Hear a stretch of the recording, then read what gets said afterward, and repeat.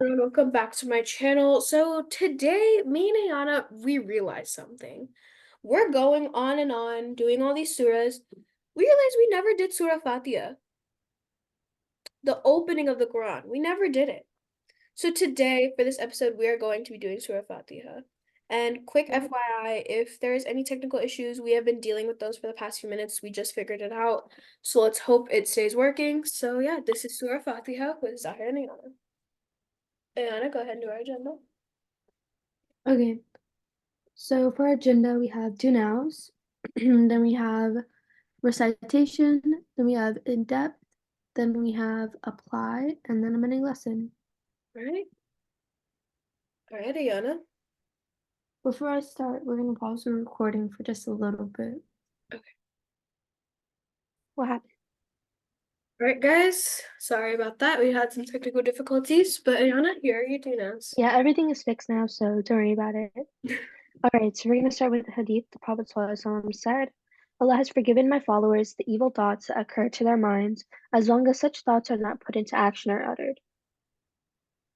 I feel like we've done this before, but I'm gonna actually I'm gonna say it a little bit more deep.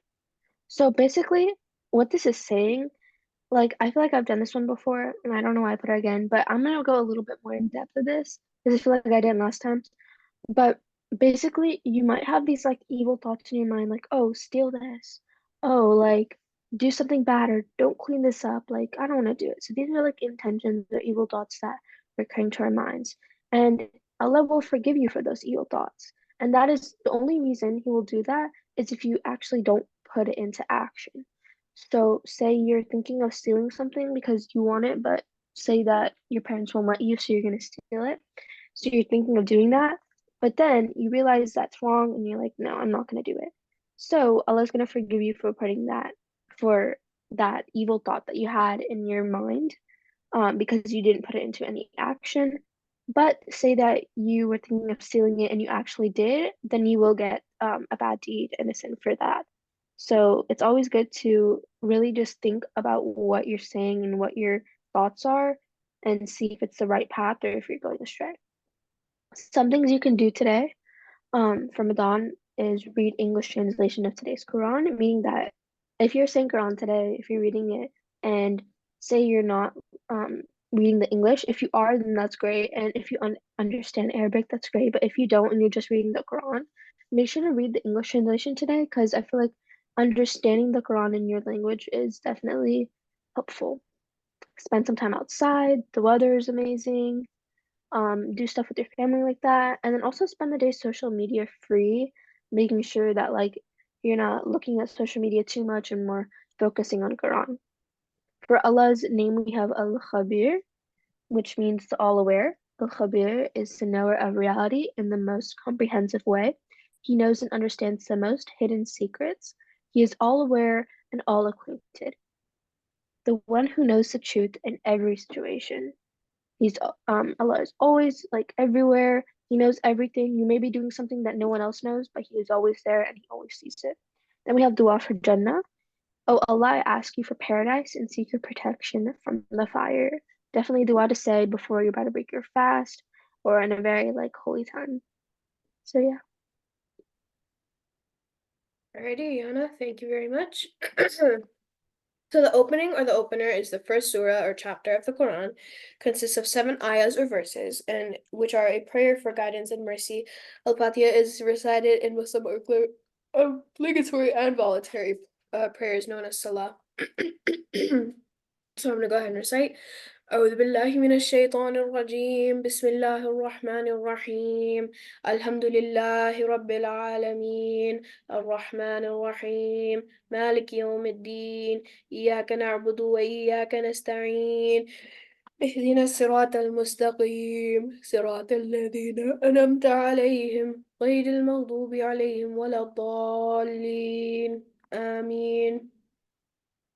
So in depth and translation, which is right here on the first page, second page. So in the name of Allah, the most kind, the most rewarding. The praise belongs to Allah, Lord of the all worlds, most kind, most rewarding, master of the day of judgment. You alone we do serve, and you alone we seek help. Guide us to the right path.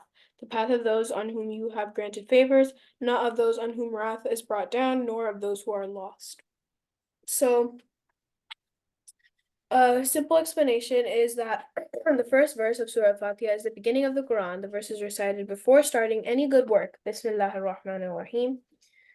This verse has two of the most beautiful names of Allah, or Ar-Rahman and Ar-Rahim. Ar-Rahman means the most merciful. This name tells us that Allah is full of mercy and kindness towards everything. The name Ar-Rahman shows we get mercy of Allah, and even if we do not ask for it, Ar-Rahim means extremely loving and merciful. This name is very similar to Ar-Rahman. This name shows the quality of Allah's mercy and that we get it as a result of our good work and the mercy that we will get in the hereafter based on our good deeds. So that is my in-depth for you guys. Oops. So Ayana, what's a lesson we can learn and how can we apply this to our daily life? All right. So this time I decided to really just read out the slide and the notes that I was gonna say, I just really put on the slide. So I'm just gonna read it. Surah Al-Fatiha teaches us to praise Allah's greatness, seek His guidance, and depend on Him. It emphasizes staying on the path of righteousness, seeking forgiveness, and believing in Allah's oneness. Also, Tawheed. Recited in every prayer, it promotes unity in worship and serves as a foundational guide in our spiritual growth. Applying Surah Al-Fatiha to daily life involves starting each day with gratitude to Allah subhanahu wa ta'ala, seeking His guidance in decisions, relying on Him in challenges, and striving to be righteous and kind. Thank you for that. That's amazing. So, for my mini lesson today, I want to talk about what happens if you purposefully break your fast and accidentally. So, give me 1 second, guys. Sorry, my mom is texting me. I'm telling her I'm filming. Okay.